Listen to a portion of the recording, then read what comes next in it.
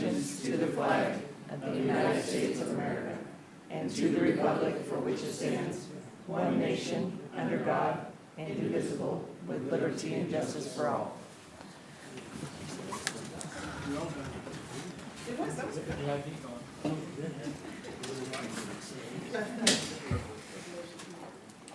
Sandy, sorry, Jeremy. Sandy, roll call. Councilmember Stacy Green. Present. Councilmember Kim Green. Here. Councilmember Bob Hall. Here. Councilmember Ken Palfini. Here. Mayor Susan Taballero. Here. Thank you. Now is the time for any public comment on anything that is not on the agenda. Is anybody here for something like that? No? Okay. Thank you. Item number 4, council member announcements, meeting reports, and comments. Ken, you want to go first? Sure. Not a lot in official capacity. We did, our farmer's market is starting to pick up a lot. At least we're having fruits and vegetables, which is kind of nice for us. We had about 72 people, if my count was right, for the last one. We did cancel last Saturday because of air quality. I think we will probably be moving forward this week.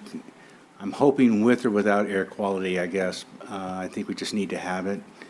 I also want to say that the Community Resource Center in Weed just finished up their kids camp with a lot of contributing people putting out. They did a special kind of program called Cradles to Careers. It was, I think, half sponsored by COS, and that was pretty well received. They asked a lot of strange questions from what I heard. I was not present, but so we're good that I think we served 20 to 25 families for that, for a kids camp for 6 weeks long. Good idea, good project. That's it. That Cradles to Careers, I sat on that. And it's actually partly funded by McConnell. Is it? Uh-huh. And there's one, they all have different names, but there's one in every county. And all 5 counties has one. And it's basically education jobs for, well, education from 0 to 18 and job training from 18 over. It's a great program. You want to go, Kim?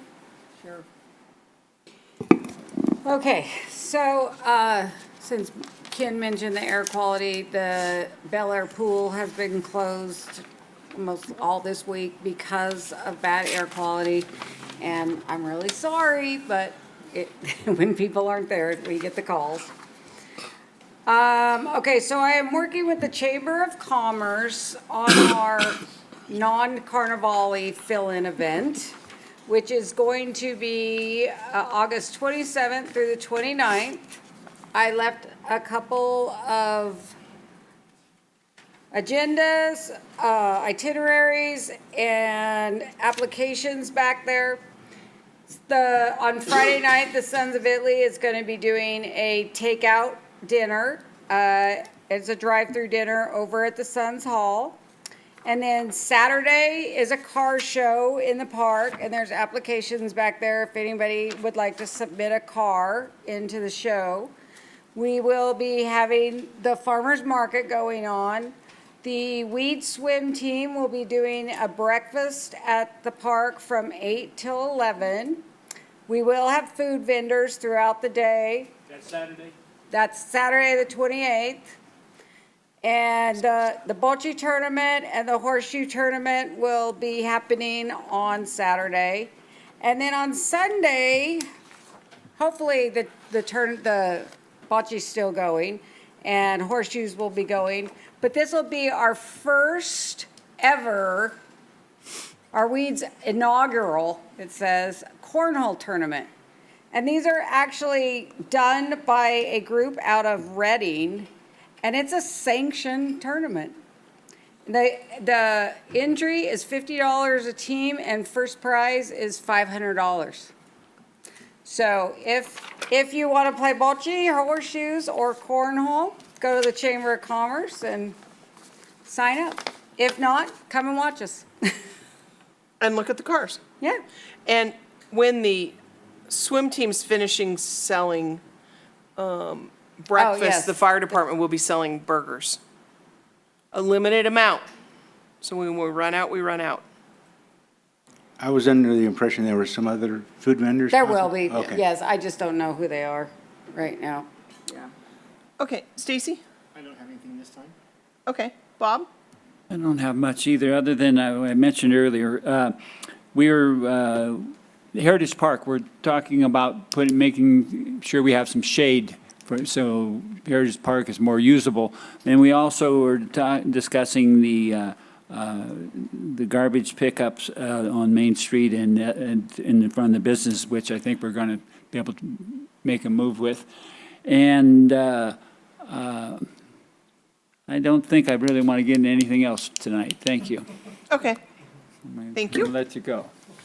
I have two different committees that I went to. I'm on the County Transportation Committee, and I will publicly apologize for the fact that we seemed so surprised at the freeway there by Truck Village, in between Southweed and Truck Village, all of a sudden getting into one lane and stopping and backing up into town.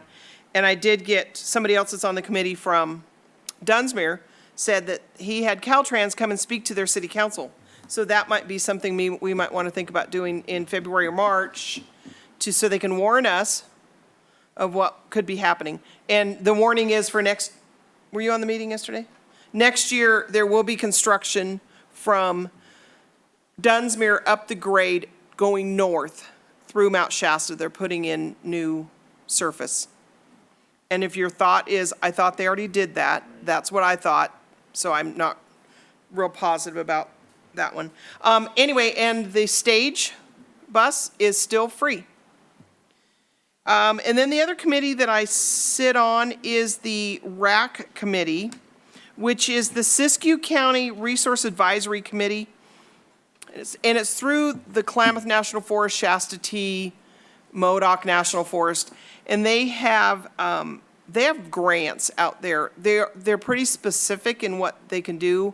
It's a lot of stream revitalization, removal of trees, and that kind of thing. And so I know that our Parks and Rec department should be getting information on that. Mount Shasta's Parks and Rec, Dunsmuir, and our fire department. But those grants are ready to be looked at. They're ready to apply for. And, I left out that.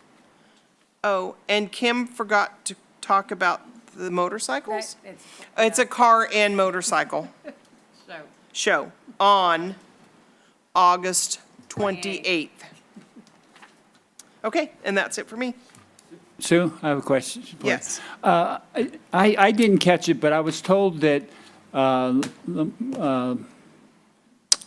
Representative LaMalfa had made a statement saying that the feds were no longer going to just watch fires, they were going to try to put fires out.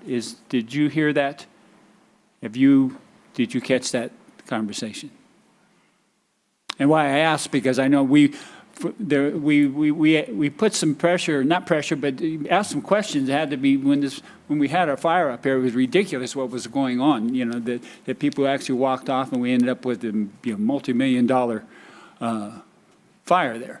But did you hear anything? You're the fire. I saw him say that, but from what I've been told from my old firefighter that I know, is a lot of the old firefighters knew how to go in and attack a fire, and we've kind of lost a generation that knows how to do that.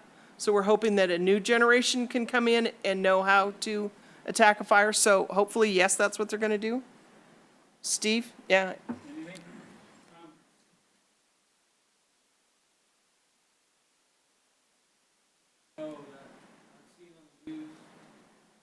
Sorry. I've seen on the news myself is that a lot of the hotshot crews are quitting. They've quit because of their pay, because they're only making like $15, $16 an hour when they can go flip hamburgers for that. So they're negotiating their contract with their own employer to make more money before they'll come back. So They lost a lot of hotshot crews right now during the fire. That's what you're talking Well, yeah, I mean, yeah. And I got an email from somebody, and it's, but how sad it is that the firefighters get paid that, and what can we do about it? It's beyond us. It's back in Washington, D.C. Yeah. It's a federal thing. CAL FIRE's making. CAL FIRE pays their firefighters. And, some of their firefighters, if you calculate it out by the hour, might only be getting $17, $18 an hour, but then they get overtime, so you have to put the whole thing in together. Yeah, they don't get hazard pay, but. Is there a disconnect still between the Forest Service areas that are covered and the cities and the boundaries? Well- Because that was before, and I asked some of our personnel about that.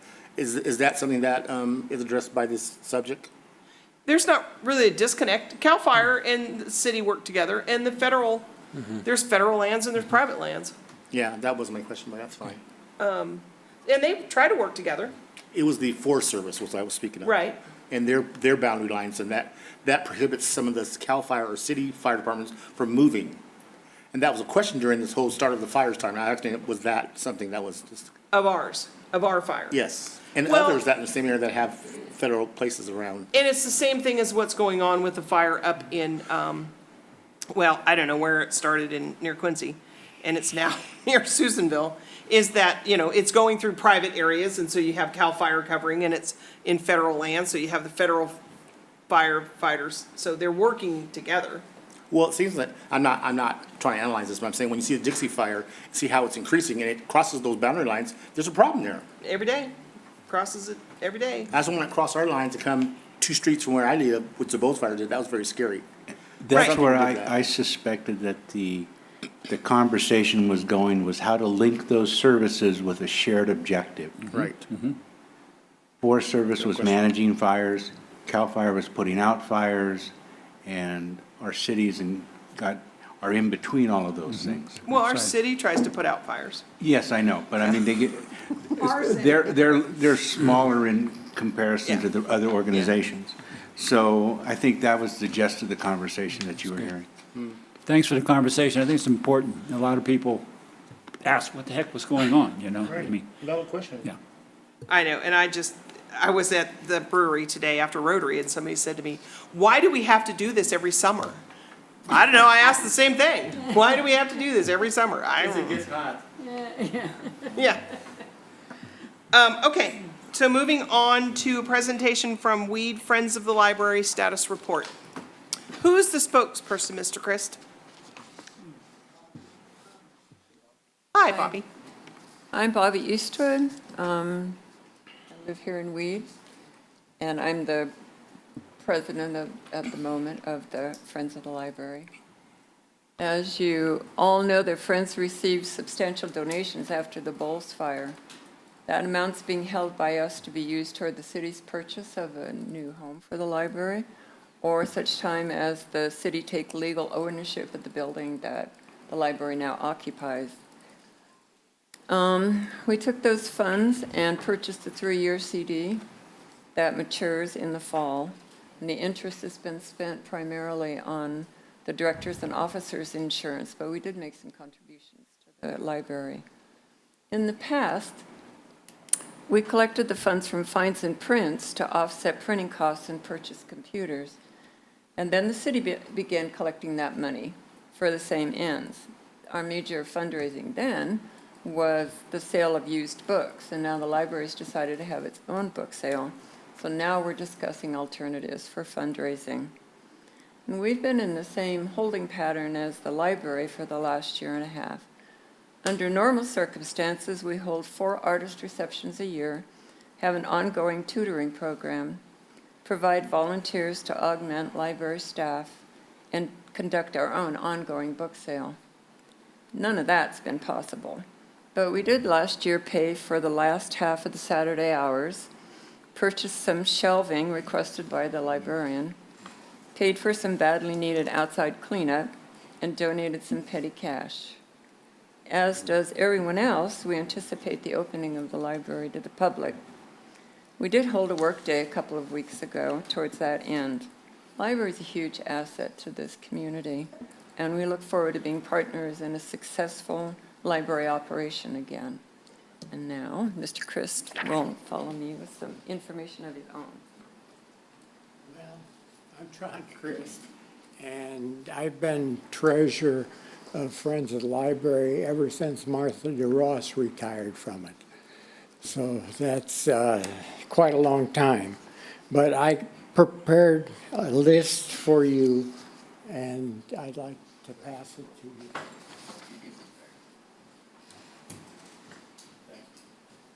This is a list of, whoops, I'll get to the microphone.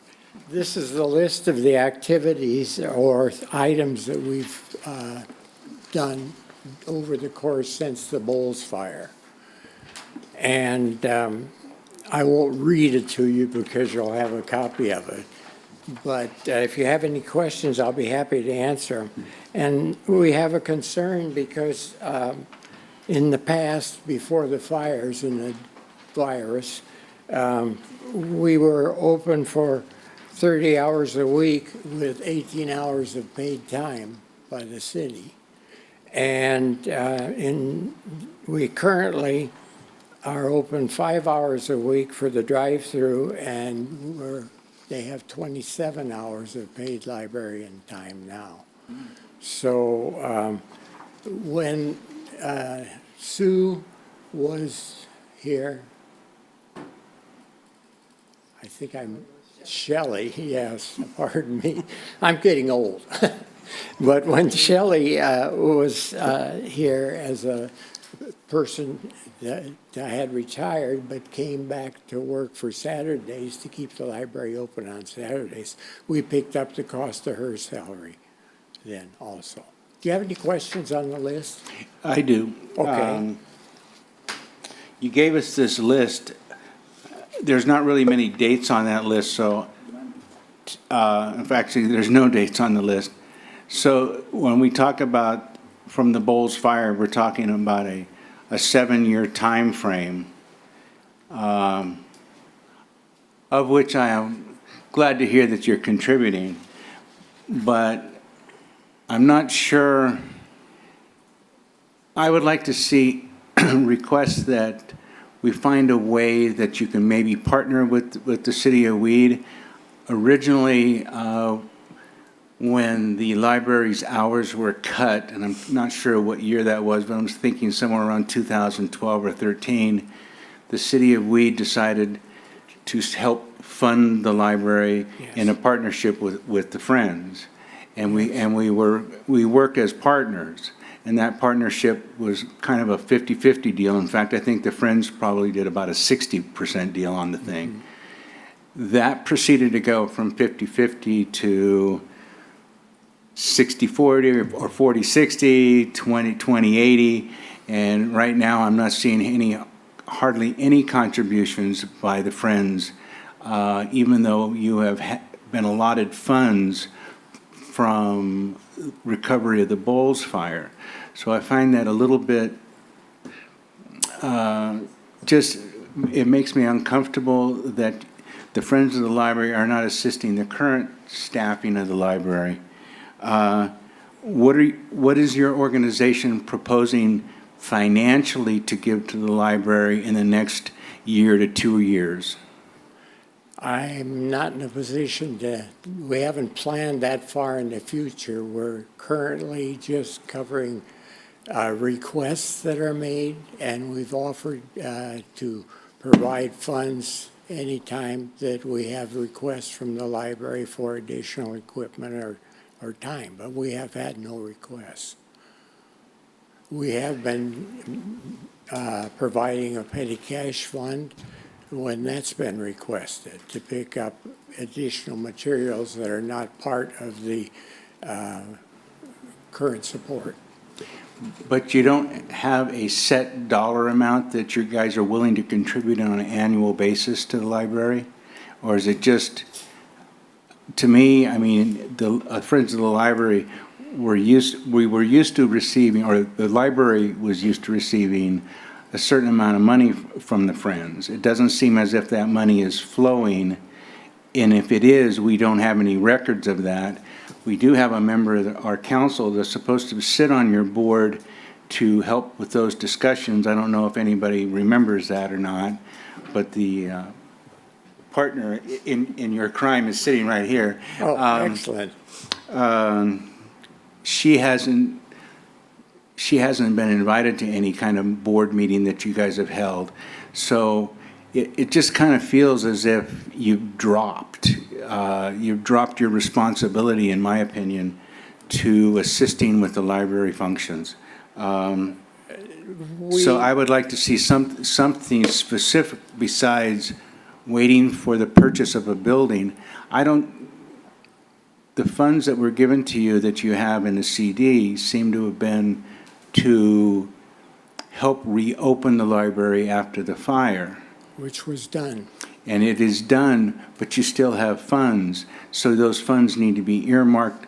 I just think on the purchase of a building, we've had that discussion for 7 years now, I think, is in some form. 8? 8 years? They have better math than I do.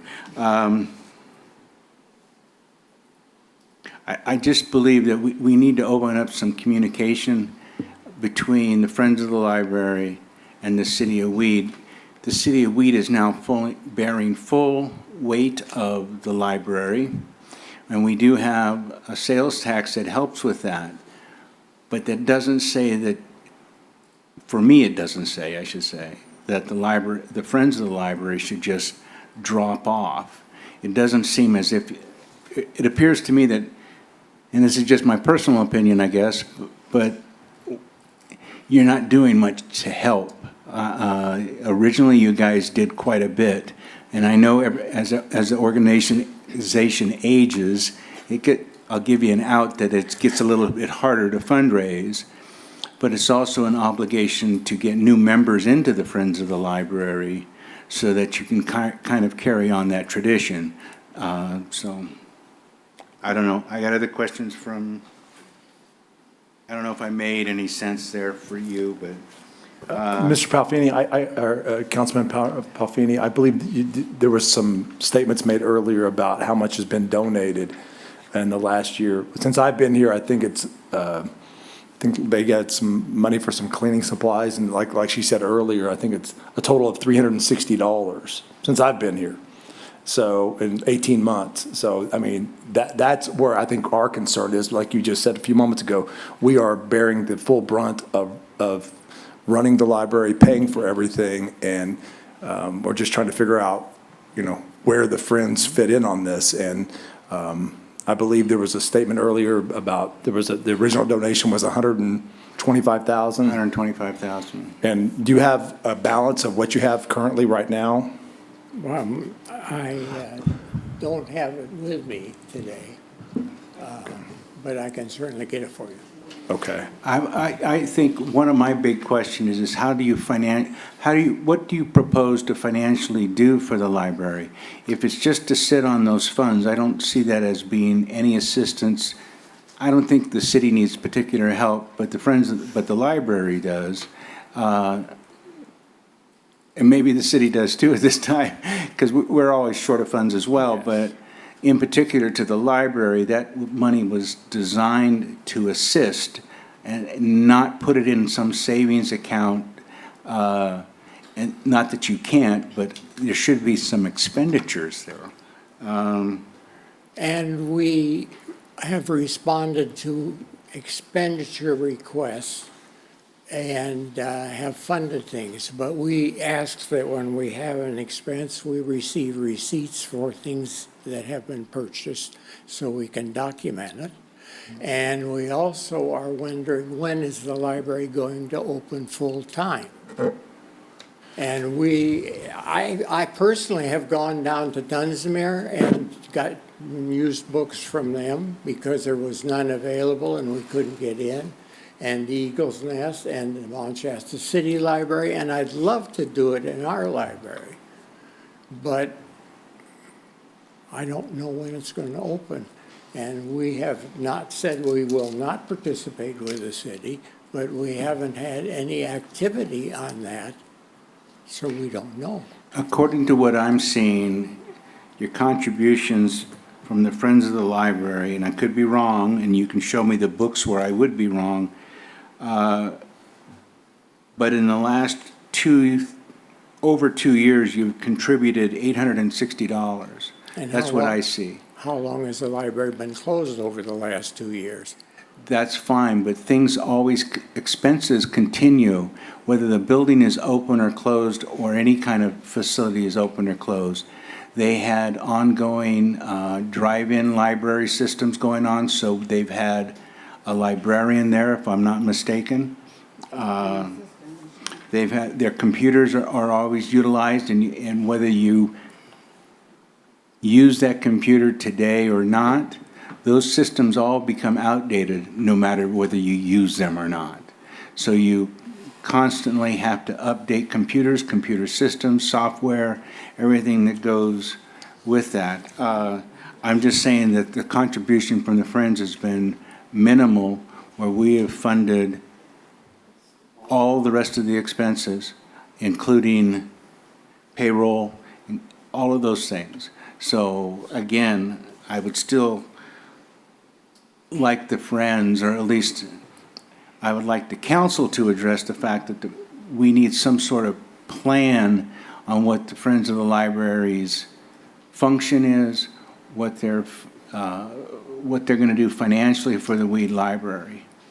I think that would help us with any kind of decisions that we need to make, because since we're doing all of the funding, we'll have to revisit whether, to me, how much that service is worth to us. That's my gut feeling. I don't know about the rest. But. Well, we're certainly willing to cooperate with you, and we're certainly willing to talk to you on that, but there has been no talking. I agree. So if you guys will agree to meet with us, I guess we could hammer out some sort of agreement. The last time I met with you guys was back in about 2019. I think the gentleman from Wairika was there. I can't remember the head librarian's name, so forgive me. But I would propose also, I believe there was an MOU at one point that was between the Friends and the city. Yes. I would propose that we take a look at that. I believe it's expired now. Yes. And look at that. Then that way, Mayor and council, we don't have to, concern ourselves as far as how much and what, because the MOU will direct those amounts in there. So I'd like to see that be brought back. May I ask a question? Go ahead. Go ahead. No, it's okay. I've asked a question. I'm just reading this is staff's report, and I was one of the persons that were appointed to help you a long time, about 8 years ago. And I just want to understand your question here. I think I see it as a question, but on your history of paid hours per week, the memo, you mentioned that in the recent past, the library was open, et cetera, et cetera. Did you put it as a point? I'm hearing it as a point that you need help in that area. Is that why you put it on the staff's report? No. With it being open? This is what we have done. Okay. So is there a question, are you looking for assistance there? Because I see different things. Are you, let me see how I say this. Is a librarian and the Friends of the Library on the same page? They weren't before. Has that changed? The Friends of the Library and the library staff, are they on the same page? I can't really answer that. They're invited to attend our meetings. Well, yeah, Are they attending your meetings They have. on a constant basis so that you guys No. are okay? How often do you meet? Yeah, I was gonna ask that. Quarterly. Okay. Okay, meeting so if somebody would let me know when the next meeting is, and then I can get it on my calendar, and then maybe I can start regularly attending. Well, Tim, can we ask in between whenever their next meeting is, so I can say soon, but I mean soon within the next 2 to 3 weeks, that possibly you, the librarian, their representative, and our representative, Kim, you, the librarian, and one of them meet? Sure, we can do that. And, I mean, it doesn't have to be at one of their meetings, but Yeah. meet and have a discussion? Sure. So I'm confused now, this 18 hours and 27 hours, who pays for that? Who pays the librarian? We do. We do, The okay, city that's what I does. thought. That's why I asked, is there a question there? Because you're sharing the difference of 30 hours per week at 80 hours of pay and 6 hours per week with 27 hours of pay time. I want to understand if that's a question unspoken, or what are you saying by that statement? I still have that question. Well, we had many volunteers that worked at the library when it was 30 hours of service with 18 hours of pay. And in the recent times, we have not had volunteers in Because of large COVID. numbers. Because of COVID. 'Cause Yes. it's not- So I guess I'm a little confused at you, because you just asked, when is it gonna be open? Good question. Who gets to decide that? Well, I mean, as far as the librarian and myself have had multiple conversations in regards to this, and one of the issues is kind of putting the cart before the horse, because, I mean, if we're going to open for more hours and we're not having the funding for all the staff, that makes it, we have Katie O'Neill's here too, the librarian, and she can address some of those issues as far as opening and getting back open too, so. But I would like, I mean. So that's part that can come up when in we have this the meeting. discussion. Yes. With the. I'd love to have that 4 or discussion. 5 or 6, however many, Yes. if I you want to be realize there. there's people working there already, but it's not open to the public yet, correct? Well, it's been, what people are doing now is they're ordering their books ahead of time. And Right. come, if you go through there Mondays and Wednesdays, I mean, the drive-through is a pretty constant flow. I mean, people are utilizing the library. It's being utilized, Just not walk-in. just You not the can't walk-in. walk in. Yeah, Okay. people are still All right. dropping off books. I'm a customer. I drop off 3 or 4 books every week or 2 for grandma and pick her up 3 or 4 more. I and was so- doing the same. Yeah.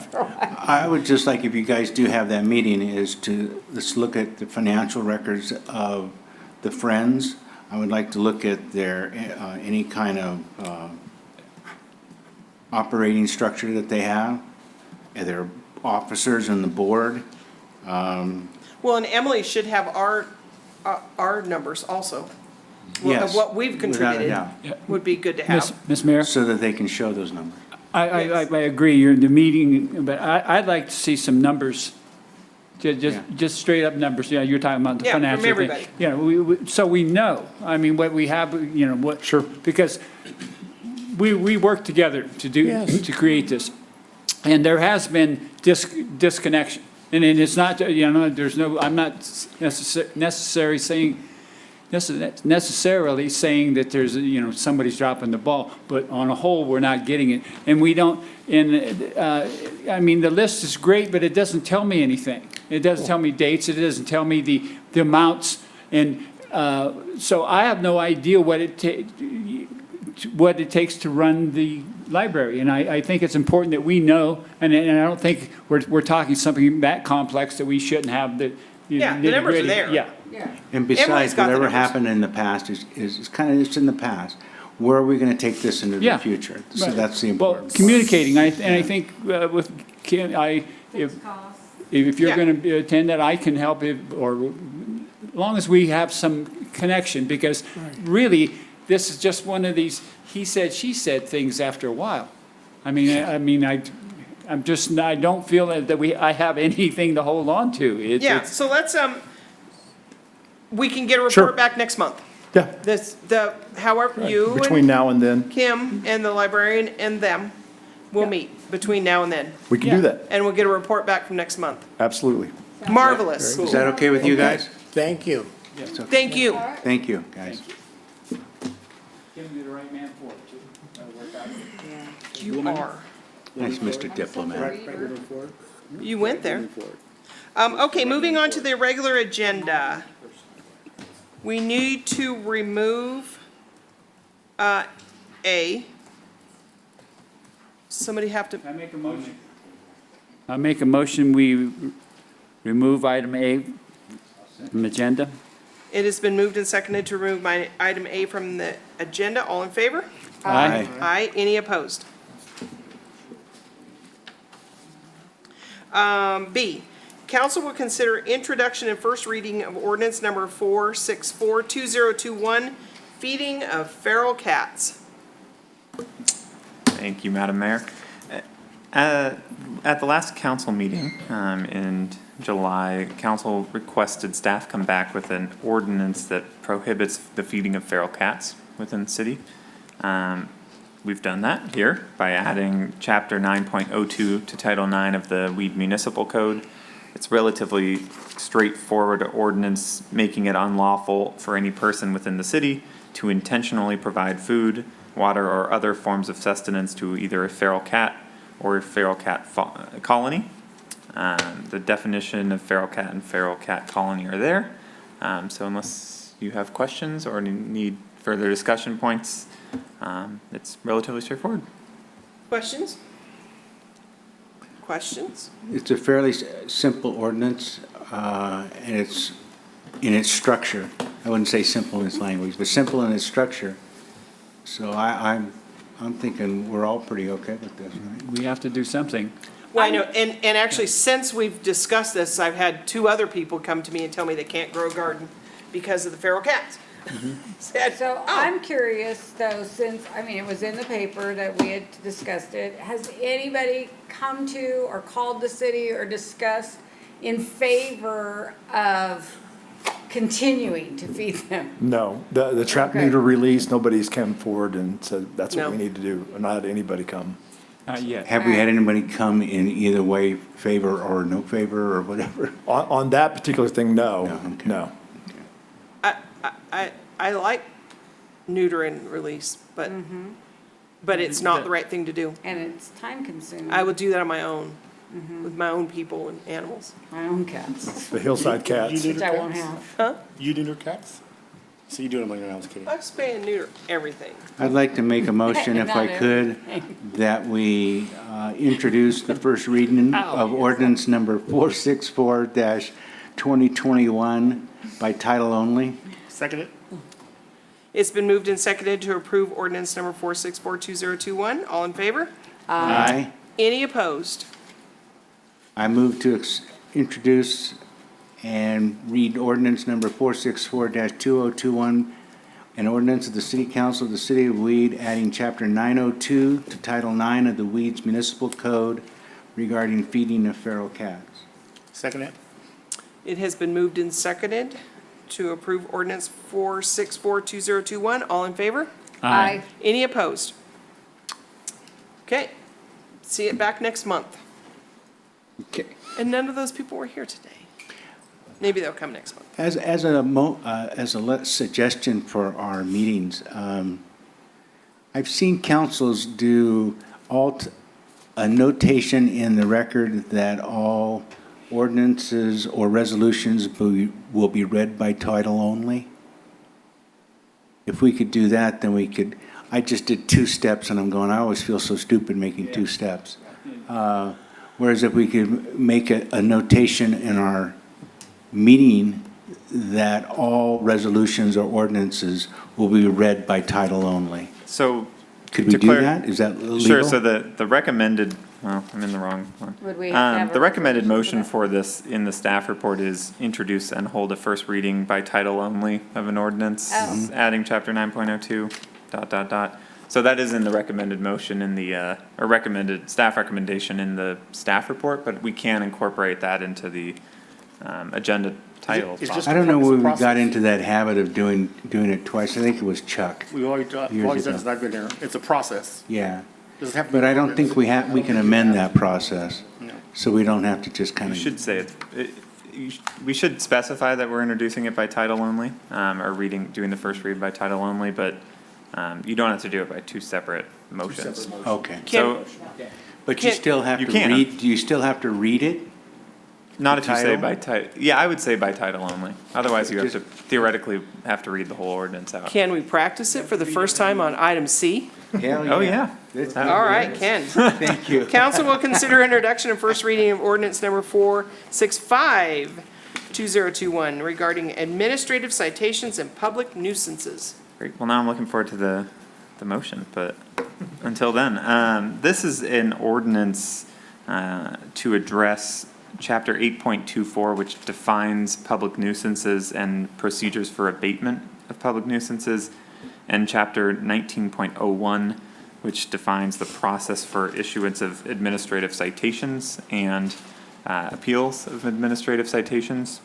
Basically, what we're doing is overhauling those 2 chapters, repealing them and replacing them Substantively, these are going to look similar in a lot of ways, but there are some procedural changes that are intended to basically streamline the process of declaring public nuisances, abating public nuisances, and more importantly, possibly issuing administrative citations, and then the appeal process for those administrative citations. So just briefly, Chapter 19.01 now says that a code violation is essentially any violation of any provision of the municipal code, including codes that are adopted by reference in the municipal code, like the California Building Code, or conditions that are placed on projects or properties by some approval that they've received from the city. So if they've received, for example, a permit and it has a condition, a violation of that permit will be treated as subject to administrative citations.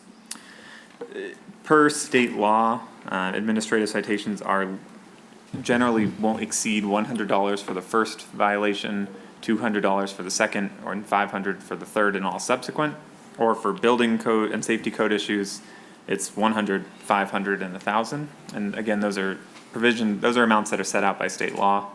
But it basically every single day of a violation exists is a new violation. So if you had a property that was not in compliance with one provision of the California Building Code, for example, the first day would be, for a week, the first day would be $100, the second day $200, and every subsequent day of that week, the next 5 days would be $500. The city can always choose to impose less fines if it desires, or these are mandatory, maximums, not the amount, not a mandatory amount. See if there's anything else to add. Chapter 8.24 again is the nuisance procedures, declaring what we are declaring as a public nuisance and the process for either the city abating it or requiring the property owner to abate the nuisance. The definition of what a public nuisance is mostly the same as what exists in the city's current municipal code. I have added a catch-all, which includes as a public nuisance any other condition which the city manager reasonably determines is contrary to the public peace, health, and safety, or which otherwise prevents the enjoyment of or reasonable use of property. So basically, if we can't quite find a phrase or a part of the nuisance definition that applies to a certain circumstance, we can still determine that there is a nuisance because it's just obvious that it's something negatively affecting the public health, safety, or welfare. With that, I'm happy to go through some of the procedures a little more if you think it's necessary, but otherwise I'm happy to field questions.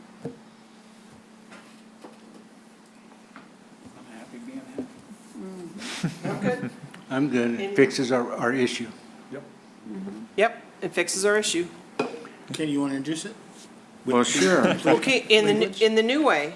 In the new way, I would like to introduce the first reading of ordinance number 465-2021 regarding administrative citations and public nuisances. Second it? By title only?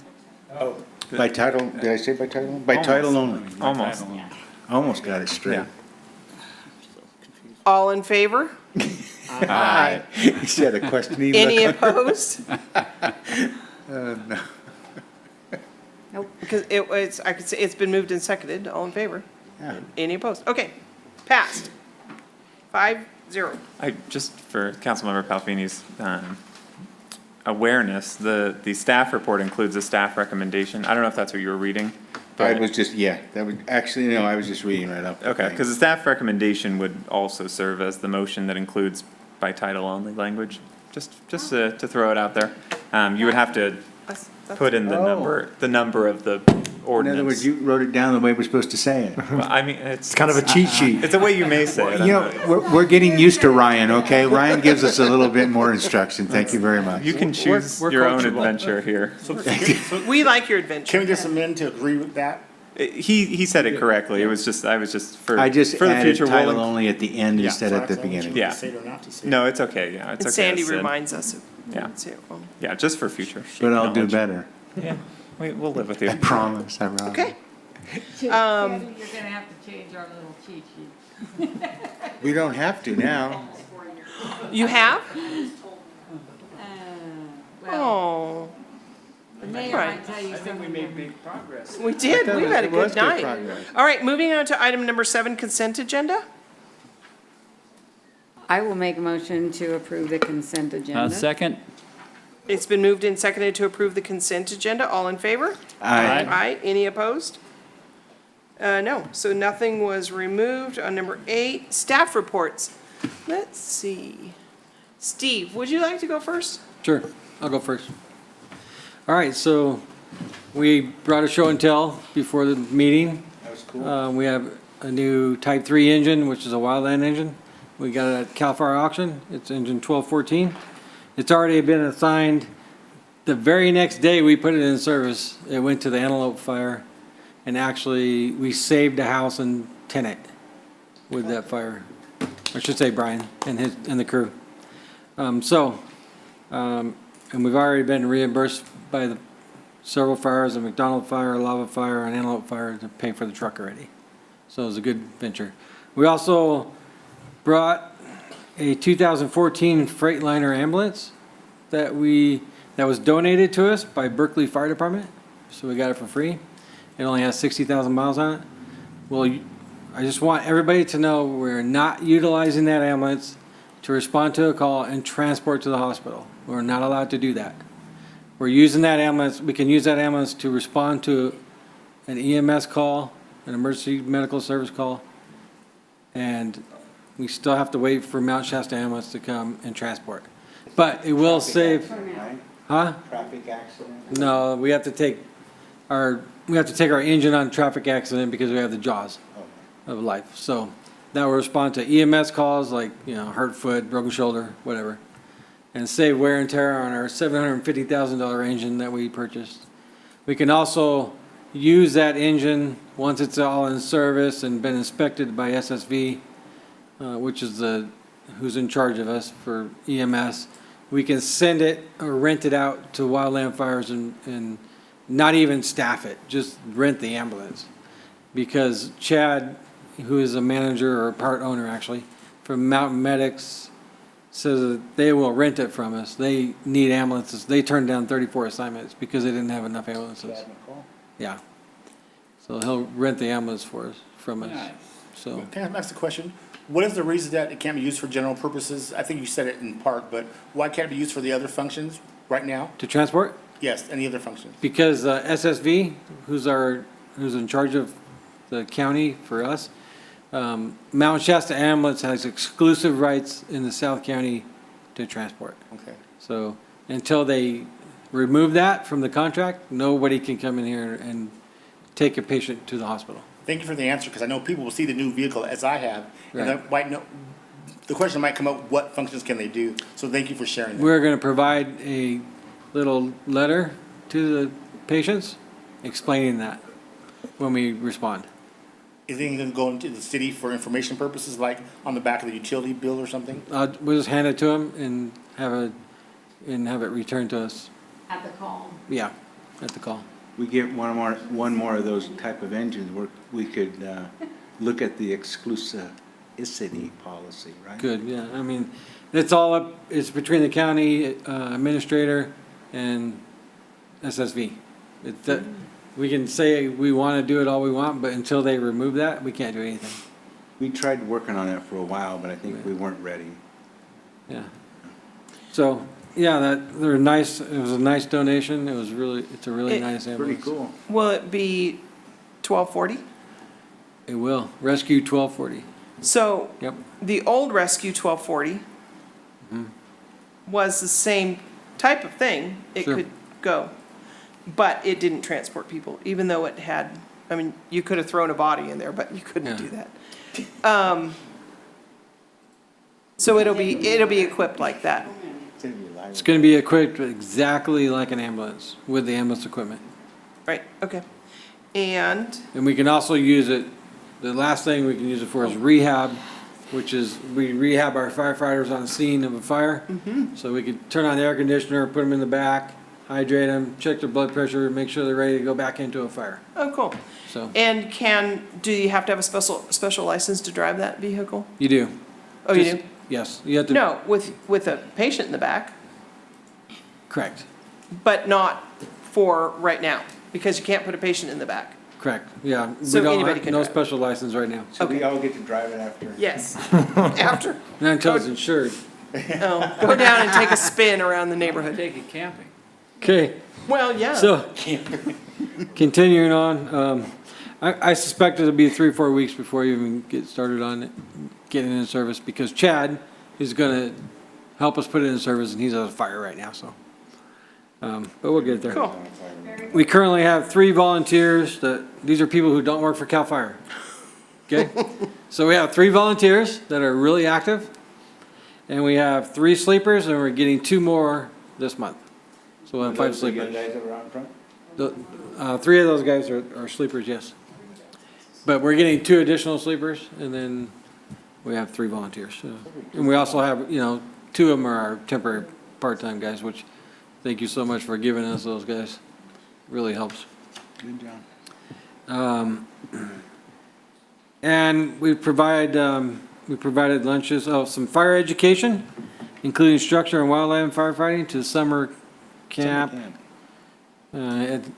What camp was that, Sue? I'm sorry. Oh, it's the, Yes, sir, that was a wee element. no, not the one yesterday, the first Kids one. camp. Summer fun. Kids camp, yeah. And we had a great time. We showed them the difference between wildland and structure firefighting.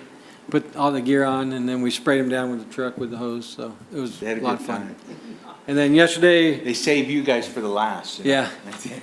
And then yesterday, we provided lunch, dinner, hamburgers to elementary camp kids. So, and thank Andrew was there. He cooked, actually. So thank you, Andrew. And Scott Tavallero. So, yeah, thank you very much for that. And so training, I want to talk about training, what we do for training in the last month, just from the last meeting with all the new guys. So in 1 month, we've done 24 hours of CPR, first aid training, 24 hours of wildland training, 10 hours of structure fire training, 8 hours of driver operator training, and 8 hours of hazmat refresher, along with a lot of online assigned training classes that these guys have been through, these new guys. So we're constantly training them as they come in. It takes a lot of time. So, and that's just to get them up to where they can go on a wildland fire, structure fire, or EMS call. So, and we did, with that, we've had 65 emergency calls in this 1 month. 53 of them are EMS, which we'll use that ambulance for. 8 of them fires and 4 of them traffic collisions, so. That's my report, thank you. Thank you. Craig? See if Jeremy knows what he's doing over there. Jeremy's gonna get mad Oh, at you. he's got me. He's got me on. You have to talk into Yeah. it like this. I have not a report like that. That was just unfair to the rest of the staff, but whatever. You didn't get a donation? No, You got a, I'm spending money you got $1 million according to this financial thing. on Vista Drive. Yeah. And I don't know if you've seen that. We're getting ready to pour concrete. I thought I was gonna go today, but it'll be going tomorrow, it sounds like, so. It looks really cool to be able to drive close, because now you can, I went, oh, that's what it looked like in Dunsmere when we were driving by with all those little. Yeah. Dunsmere had the pretty purple baskets. one. So it's, Yeah. they still plan on getting us done on schedule, which is, their schedule is a year ahead of ours, so they still think they'll be done by November. They've been great to work with. I'm not getting any complaints from the business owners, or everything's going really smooth out there. Can I just ask one question? And I just don't know. On the off-ramp going back into Tweed on the south side, wherever that is, what's happening there is being changed? We're also doing concrete there. Okay. So as soon as we get that piece of concrete poured, then that'll be open from that side to go. But we could close that little section and not really affect anybody that had to get through I was there. wondering if something new is gonna go there, a big giant building or something. It's all blocked off, I can't see it. Eventually, There's a lot eventually. of Hopefully. A lot of stuff over there, a lot of road. So That's, still October, November, huh? that's what they're claiming. We'll Okay. see. I believe them. Me too. Oh, and so thank far. you for the streets that have been filled in or something done to them. All the holes have been filled all over the city. Some patching, yeah, we've done some patching, Yeah. we've been coming up, we're gonna be street striping tomorrow, so don't drive in wet paint. just give it. PD I posted that. drive on the streets that don't have any Are striping, you so we're doing okay. entire city tomorrow, or where are you starting? What- Yes, entire city, yeah. Even some, maybe a parking lot? Like the city parking lot? Street. Okay, good. County will be doing it. Contract with the county. Well, I see Caltrans did it out on the boulevard On today, 97, yesterday. 97 too. Was it Yeah. this morning? Yeah, people ran through it. All right, so Including all. you did? No, they did. Oh, they did it on their Some own? tires went through. Oh, okay, well, can't fix that. Must be a big detective to figure that one out. Yellow tires. Chief Mayberry, would you tell us something? Let's see, finished the fiscal year, statistically, we had 21,874 total incidents with 9,459 calls for service. That was for 2021. Within the first, what are we at, 43 days of this year, we're already up 76 incidents over last year. So it looks like it's going to be another busy year for us. That's calls for service. That's not incidents. That's actually calls for service. We are seeing a trend up in traffic accidents. Just accident cases alone, which doesn't mean sometimes we do go to accidents, especially in private property, that we don't take accident cases, but we're already up 14 accident cases this year. That has to do a lot with speed, and then also, I believe, also a lot to do with enforcement, as my traffic stops are down, probably due to the shortage in staffing as part of that. Speaking of staffing, we're down 3, but we do have somebody in backgrounds for one of the positions, and we're hoping that works out. And he has local ties, so that's good. And he came out of the college, the Siskiyous Academy, so we're hoping it works out. To go back to Craig a little bit, they were busy, I'm sure you guys saw, with the College Avenue. That took up a lot of their time, including an entire night, which they did that for logistic purposes. But we were able to identify the driver that took out that fire hydrant, lives in a city 145 miles south of here, and we are in contact with their insurance company for that, to recoup some of those fees. Great job. I will speak to, 6-7 years ago, you guys agreed to allow us to purchase a camera system for the boulevard, or as movable. We currently have it on the boulevard. That camera system was the reason why we were able to identify that driver. So just putting that out. Really? The one out here at the T? We were able to use a private camera to get an idea of what car it was, and then from there, we were able to use our camera to determine more identifiable markings on the vehicle. And with the help of CHP, commercial enforcement, we were able to identify the truck and the driver. So it worked out. Great work. That is just like TV worthy. Wasn't like driving over yellow paint, right? One other thing, going to your comment about Congressman Lamalfa, that's part of the Wildland, the Congressional Wildland Caucus is what he's part of, and that was a call for more urgent, coordinated response from federal and state entities. It's a bipartisan caucus made up of primarily Western state congressmen. So that was back in July. So, okay. Of course, you would know. I do have a question, based on what you mentioned about the place in front of Merchant Bank that was fixed. A concerned citizen, a couple of them mentioned to me, like, we didn't have any don't walk this way or walkway signs, so it would prohibit someone from getting hurt. And I thought about that. I don't know, is that something you guys look at when you're fixing something that's a street and a sidewalk is involved, that you block it off so people don't have to come that way, and they might sue us if they want to go through? There's people out there like that. Yeah. I was wondering what the cost was. The sidewalk was kept open so they could pass on the sidewalk. Oh. So the area of the actual work was actually taped off with caution tape. We used barricades, we used cones. I personally went out there on a couple of occasions. Somebody did just stopped, and I'm assuming it had to be a pedestrian. I don't know why anybody would stop their car, and just threw the barricades everywhere. So, I mean, that's the stuff that we deal with. We do put the stuff up. We just have to monitor that it stays there. You were in the way. I think I saw it when someone had removed it and it was unsafe, so I was wondering what the Sure. process. And we try to keep an was. eye on that, but again, it's, you know, as we're in between calls and driving by, we deal with that. You have to have eyes in the back of your head, I know, and on the side and everywhere. But thank you. Oh, and to go back to that, Councilmember Hall, I believe that Lamalfa's comment goes all the way back to when he was here and spoke with you, because that was a topic of conversation I remember having with him and you during that time. So it's been all the way back to the Bowles fire that this has been addressed.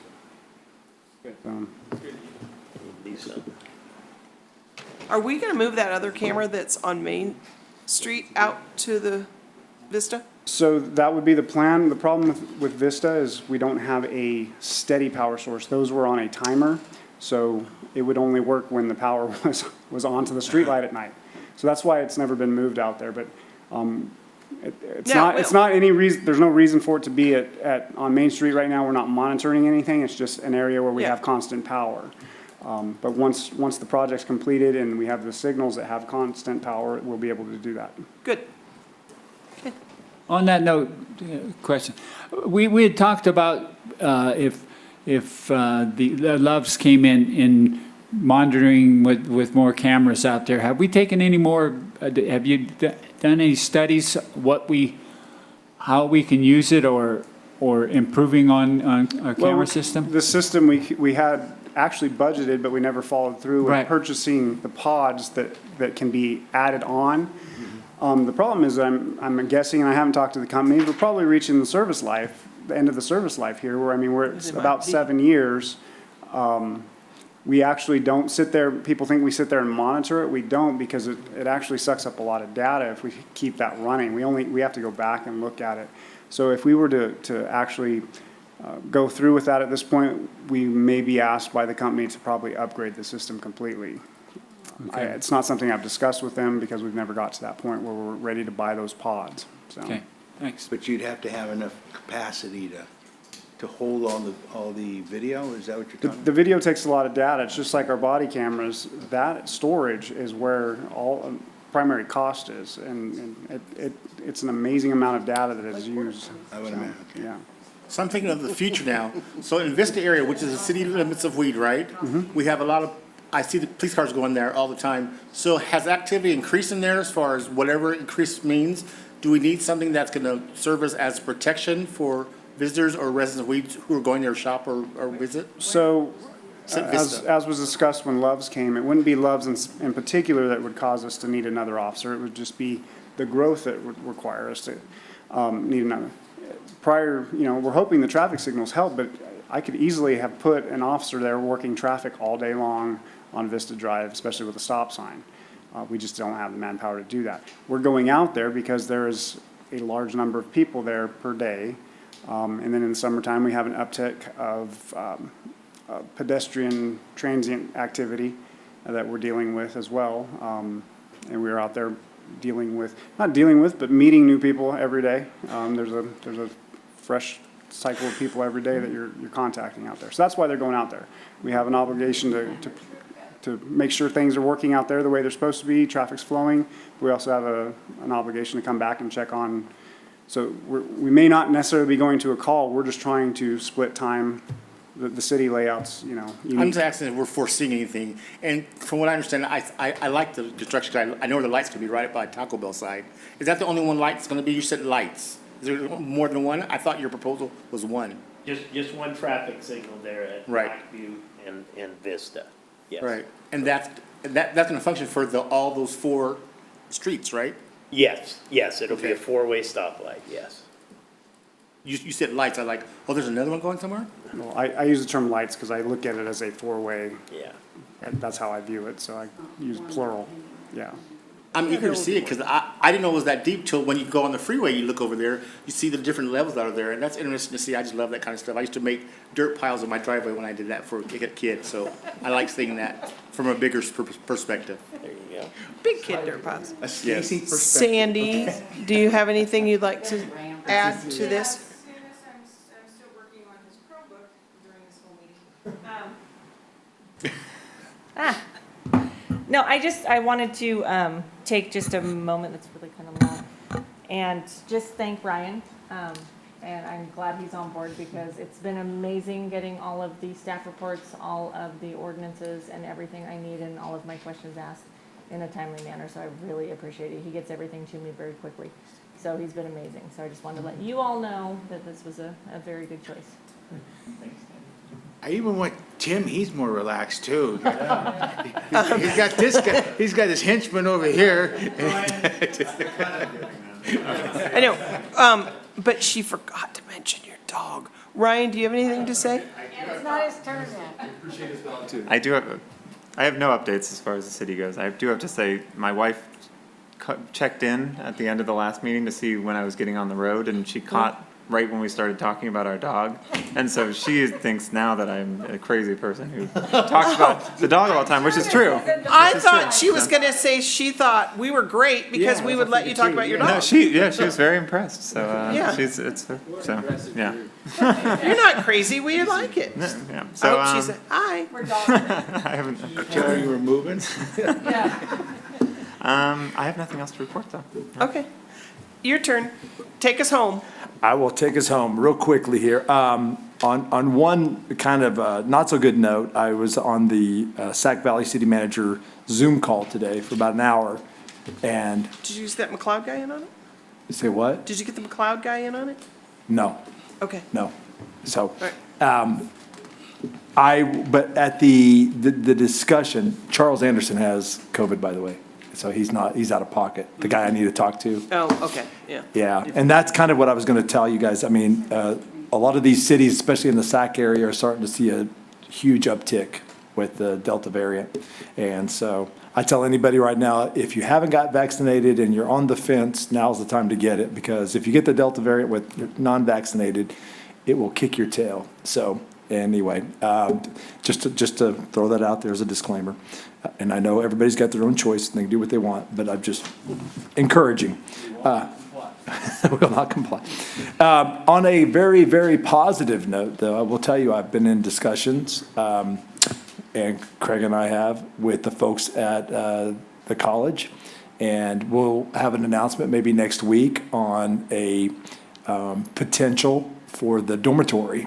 And it looks like it's probably going to happen. And when that happens, we will see a pretty substantial increase in our capacity at our sewer plant too. So with the tie-in money. So, but that's not final yet, but it's getting very, very close. So I'm ecstatic because 400 students means we'll have a lot more housing available for our working force out here. So, and that's important. For our community.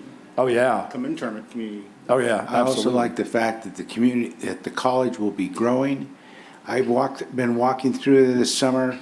That place is gorgeous. It's Why beautiful. we don't have summer programming up there is just beyond me. Yeah. I mean, it's just real tranquil, just a great place to kind of be. Yeah, whenever you guys were doing the interview process, and I knew I was going to be taking a tour of everything, I was just shocked. I mean, we toured that like in February, and it was still beautiful then. Whenever we were all doing the interviews, I was very, very impressed. I mean, if I was a freshman looking for a cool little college to go to, that would definitely be on my list. So maybe I'm getting a little bit biased now. So.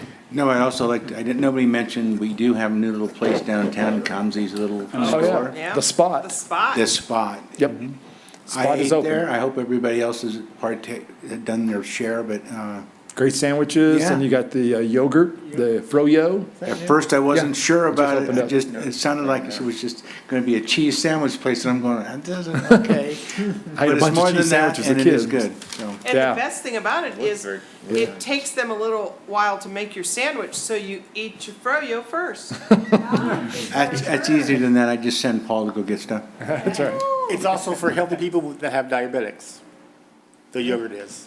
I know that for a fact. Okay, So it's healthy. that's it? I move that we adjourn. I second. It's been moved and seconded to adjourn. All in favor? Aye. Any opposed? Okey-doke. Chuck's smiling on us. Yes.